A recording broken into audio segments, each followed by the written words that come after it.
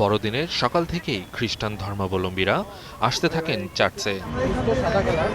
যিশুর জন্মস্থানের আদলে গোশালা স্থাপন, রঙিন কাগজ, ফুল আর আলোর বিন্দু দিয়ে ক্রিসমাস ট্রি সাজানো হয় দৃষ্টিনন্দনভাবে।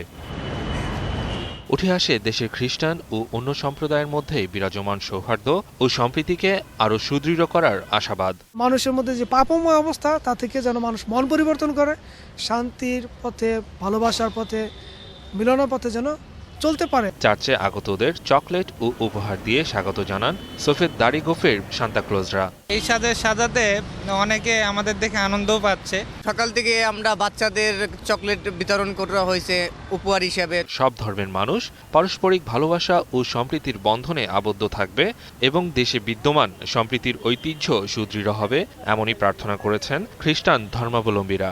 দেশটা শান্তি হয়ে যাক, সবার শান্তি হোক, আর সবাই যেন এরকম প্রতিদিন এরকম খুশি থাকে। সবার মঙ্গল হোক, ভালো হোক, সবাই সুখে থাকুক। বড়দিনে যিশুর আগমন উপলক্ষে শনিবার সন্ধ্যা থেকেই অনেক জায়গায় চলে নানা প্রার্থনা।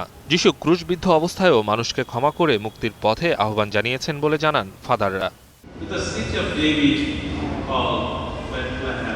এদিকে বড়দিনের উৎসব উদযাপন উপলক্ষে প্রেস ক্লাবের সামনে মানববন্ধন ও সমাবেশ করেছে মুসলমান, হিন্দু, বৌদ্ধ, খ্রিস্টান সম্প্রীতি পরিষদ। মাহমুদ হাসান, একুশে টেলিভিশন, ঢাকা।